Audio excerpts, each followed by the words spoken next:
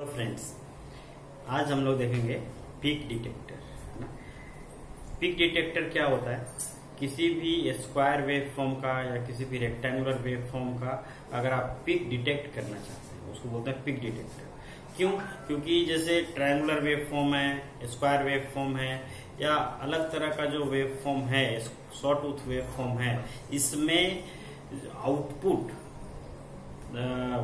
जो आप volt meter से मेजर करना चाहते हैं तो वो आपको प्रॉपर आउटपुट नहीं दे पाएगा, क्योंकि वोल्ट मीटर इस तरह से डिजाइन किया हुआ होता है कि इसमें ये आरएमएस वैल्यू मेजर करता है। प्योर साइन वेव का आरएमएस वैल्यू मेजर करता है।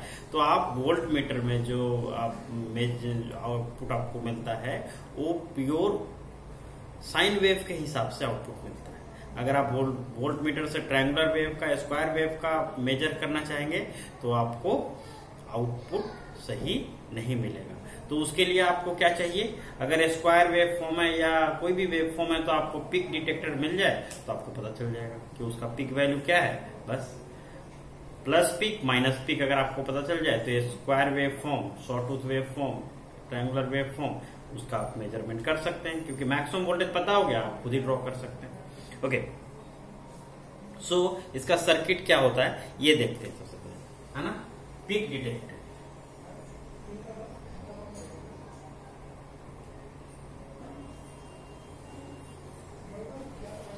पीक डिटेक्टर क्या होता है, सर्किट क्या होता है इसका, ये देखते हैं, है ना। ये यहां से इस तरह से आप एक रेजिस्टेंस के थ्रू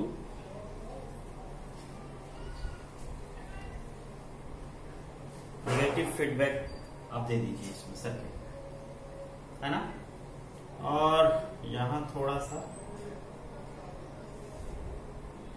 ये ऐसे एक डायोड यहां लगा लीजिए, यहां पर उल्टा एक ऐसे डायोड यहां लगा लीजिए, ठीक है। इसको ग्राउंड कर दीजिए। ये D2 है, ये D1 है ना। और इसी से यहां ये जो है ना इसके आगे ऐसे कनेक्ट कर दीजिए, ओके। यहां ऐसे कनेक्ट कर दीजिए। इसके आगे एक कैपेसिटर लगा दीजिए और इसके आगे एक लोड रेजिस्टेंस लगा दीजिए, या कोई नहीं, आप जहां लोड रेजिस्टेंस लगाना चाहते हैं लगा सकते हैं। ये RL है और यहीं से आपको आउटपुट लेना है, ठीक है। ये है कैपेसिटर C, ठीक है। अब इसमें इनपुट कहां से देंगे, है ना। इनपुट यहां से दे देंगे, इस वाले यहां से हम लोग input V in square wave form है तो इसको थोड़ा स्क्वायर जैसा ही दिखाएंगे, ठीक है। इसको आप R ले सकते हैं, इसको भी R1 ले सकते हैं, R' ले सकते हैं, अलग अलग वैल्यू ले सकते हैं, है ना। R' डिपेंड करेगा कि आप क्या वैल्यू रखते हैं। अब इसमें इसका वर्किंग को समझना है कि ये काम कैसे करता है, ये किसी भी चीज के पीक को कैसे डिटेक्ट करता है ना। पीक को कैसे डिटेक्ट करेगा ये हम लोग समझने की कोशिश करते हैं, ओके। सो हमने इनपुट दे दिया, यहां पर इस तरह का इनपुट दे दिया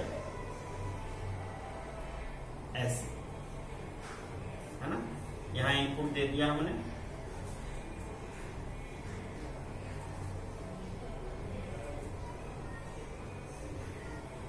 ऐसे।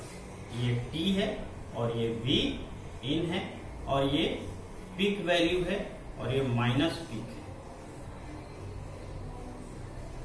ठीक है। अब यहां पर इसका आउटपुट कैसा आएगा उसके लिए हम लोगों को ड्रॉ करना पड़ेगा और सर्किट को समझना पड़ेगा कि आउटपुट कैसा आना चाहिए। तो आप इसको थोड़ा ऐसे आगे बढ़ाते जाइए, ऐसे आगे बढ़ाते जाइए, ओके। सो हम लोग देखेंगे यहाँ कि कैसे आउटपुट मिलता है। अब देखिए, जैसे ही पॉजिटिव पीक होगा, मतलब when the value of V in, है ना, V in is equal to VP, अगर ऐसा है, मतलब in positive cycle, positive cycle में क्या होगा, V in is equal to VP होगा, ये देख रहे हैं, V in is equal to VP होगा इसमें। ठीक है, तो कैपेसिटर में हम इनिशियली मानते हैं कि डिस्चार्ज था या थोड़ा बहुत चार्ज रहा होगा। ठीक है, तो जैसे हम लोग ने इसको ऑन किया, ठीक है, अब ये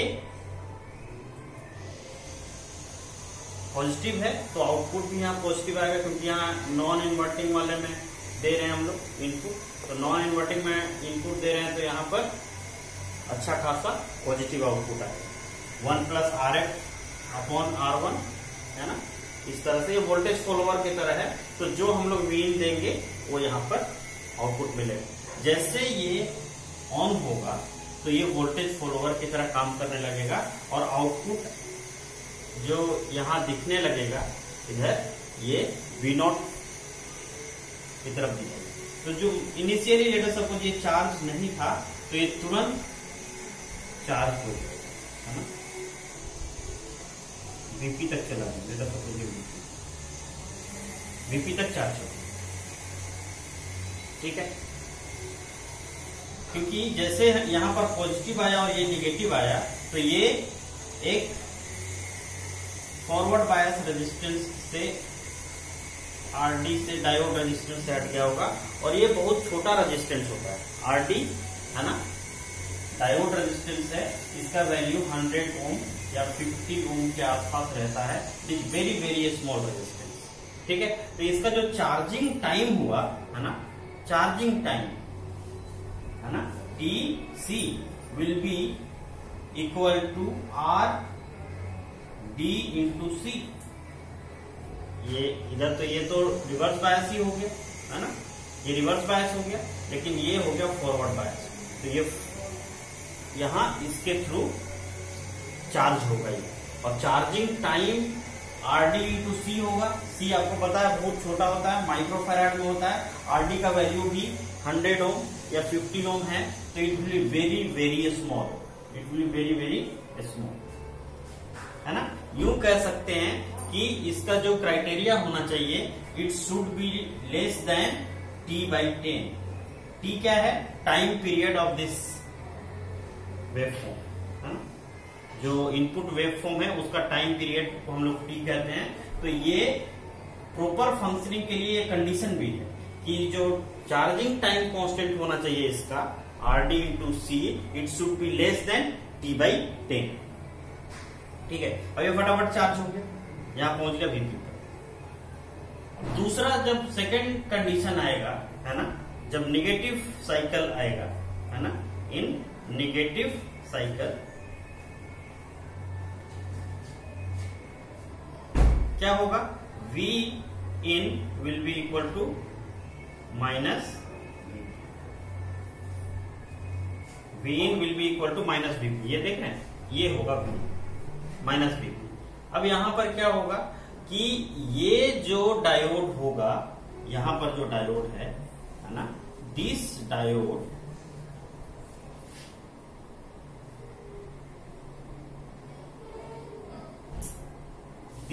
will be reverse bias, this diode will be reverse bias, क्योंकि यहाँ पे निगेटिव रहेगा, यहाँ पे पॉजिटिव रहेगा। लेकिन ये डायोड जो होगा यहाँ निगेटिव होगा और यहाँ पॉजिटिव हो जाने से ये वाला फॉरवर्ड बायस्ड हो जाएगा। Diode DT will be forward biased. ठीक है, लेकिन ये चूंकि रिवर्स बायस हो गया तो ये कट ऑफ हो गया, इधर करंट फ्लो हो नहीं सकता। इधर जो करंट है IB, है ना, इधर जो करंट है IB वो कहां जाएगा, ये करंट IB इधर जा ही नहीं सकता, क्योंकि ये इनपुट बायस करंट है जो नेग्लिजिबली स्मॉल होता है, तो IB तो हम लगभग 0 रखते हैं। ओके, सो ये कैपेसिटर जो फुल चार्ज है अभी, इसको डिस्चार्ज का सिर्फ यही पाथ ही अवेलेबल है, क्योंकि ये तो ओपन सर्किटेड हो गया, इधर करंट जाएगा नहीं। ठीक है, तो इस केस में जो इसका डिस्चार्जिंग टाइम कांस्टेंट है TD, वो हो जाएगा RL into C। RL into C. आपको पता है इन जनरल जो लोड रेजिस्टेंस होता है वो होता है 10 किलो ओम के आसपास, और 10 किलो ओम अगर हम यहाँ पर रखते हैं 10 किलो ओम इंटू सी, तो ये डिस्चार्जिंग टाइम कांस्टेंट बहुत बड़ा हो जाएगा, है ना। सो आइडियली जो हम कहते हैं कि ये जो डिस्चार्जिंग टाइम कांस्टेंट होना चाहिए, it should be greater than 10t। ध्यान दीजिएगा, है ना। ये जो डिस्चार्जिंग टाइम कांस्टेंट है, जो इसके थ्रू डिस्चार्ज होना है इसको, this time constant should be greater than 10t। T क्या है? ये वाला वैल्यू, इसका time period, input wave form का टाइम पीरियड है t, तो it should be greater than 10t। मतलब जो अभी हमने देखा था कि ये जो चार्जिंग टाइम कांस्टेंट होना चाहिए, it should be very small and it should be very large, it should be very large, so that कि ये जल्दी से डिस्चार्ज नहीं हो। तो जल्दी से अगर डिस्चार्ज नहीं होना है, इसका मतलब ये ऐसे धीरे धीरे धीरे धीरे डिस्चार्ज हो गया, ठीक है। और ये जल्दी से डिस्चार्ज नहीं हुआ, इतना ही डिस्चार्ज हुआ है ना, ओके। और फिर से ये पॉजिटिव आ गया, पॉजिटिव आ गया तो ये रिपीट होगा, ये वाला ऑन हो जाएगा, ये वाला ऑफ हो जाएगा, ये फिर से तुरंत से चार्ज हो जाएगा, है ना। तो इसी तरह आपका आउटपुट चलता चला जाएगा, मतलब अब इसी लाइन के आसपास आपका आउटपुट रहेगा। पीक अगर बढ़ जाएगा बहुत तो फट वहां चला जाएगा, ठीक है। तो इस तरह से हम लोग पीक को डिटेक्ट कर सकते हैं, ठीक है। अब सवाल ये है कि इस D2 को किस लिए लगाया है हमने? जब यहां पर ये कट ऑफ हो जा रहा है, इधर करंट आएगा ही नहीं, तो इसको हम क्यों लगाए? इसको इसलिए लगाए हैं कि अगर जिस समय ये निगेटिव हाफ साइकिल में है, निगेटिव हाफ साइकिल में है मतलब ये -Vp है इनपुट, उस समय ये -Vcc पे चला जाता है इसका आउटपुट, -V सेट पे। तो -V सेट पे नहीं जाए, इसी के लिए ये डायोड रखा गया है, ताकि ये डायोड तुरंत फटाफट शॉर्ट सर्किट हो जाए, है ना। शॉर्ट सर्किट हो जाएगा तो ये जीरो पोटेंशियल पे रहेगा। Generally it will not go into the minus saturation level, है ना, क्योंकि माइनस सैचुरेशन लेवल पर अगर एक बार ओप एम्प चला गया है, फिर से इसको अगर आउटपुट वापस आना है तो जो रिवर्स रिकवरी टाइम है it will be very very large. तो इसीलिए इस ओप एम्प को सैचुरेशन में, निगेटिव सैचुरेशन में जाने से बचाने के लिए हमने ये डायोड लगा के रखा है कि जैसे ही ये निगेटिव होगा ये ऑन हो जाएगा और ये पाथ दे देगा इसके करंट को इधर फ्लो करने के लिए, और ये -V पर नहीं जाएगा बल्कि यहीं आसपास जीरो के आसपास ही रहेगा, ताकि जब ये पॉजिटिव हो तो फट से ये +V सेट पे चला जाए। ओके, सो आई होप कि आपको समझ आया होगा, है ना। It is very very important circuit, है ना। और एक बात और है कि कभी कभी ये RL बहुत स्मॉल हो जाता है, कभी कभी ये RL कहते हैं कि कोई छोटा लोड है, तो छोटा लोड होगा तो ये जो टाइम कांस्टेंट है ये लार्ज नहीं होगा, क्योंकि ये RL छोटा हो गया। अब RL छोटा हो जाने से ये 10T से बड़ा नहीं होगा, तो इसका मतलब ये सेटिस्फैक्ट्री ऑपरेशन नहीं होगा, काम सही से नहीं करेगा। तो क्या करते हैं हम लोग? तो इसके लिए क्या है कि अगर R किसी भी कारण से कभी छोटा यूज करना है, मतलब लोड का वैल्यू, लोड रेजिस्टेंस 100 ओम 200 ओम वाला यूज करना है, तो आप यहां पर एक वोल्टेज बफर लगा दीजिए। आप यहां पर एक इस तरह से वोल्टेज बफर लगा दीजिए, ताकि आप समझ रहे हैं, फिर से इसका इनपुट इंपीडेंस बहुत हाई होता है, वेरी वेरी हाई, और जितना यहां पर हम इनपुट देते हैं उतना ही इसका आउटपुट में वोल्टेज मिलता है वोल्टेज बफर के थ्रू। तो अगर कहीं पर भी ये जनरली हम लोग तब प्रीफर करते हैं जब हम लोगों को लो लोड वैल्यू पर यूज करना होता है ना। तो कभी लो, इसको नोट कर लीजिएगा जरूर कि अगर कभी भी लो रेजिस्टेंस, लोड रेजिस्टेंस लगाना है, लो वैल्यू का लोड रेजिस्टेंस लगाना है जो कि इस वैल्यू को सेटिस्फाई नहीं कर पा रहा है, RL into C equal to greater than 10T, तो आपको यहां पर एक वोल्टेज बफर लगाना पड़ेगा, सो दैट कि इसका इनपुट इंपीडेंस बढ़ जाए और ये वैल्यू जो डिस्चार्जिंग टाइम कांस्टेंट है वो भी बढ़ जाए। ओके, होप कि आपको समझ में आया होगा। Okay, thank you for watching.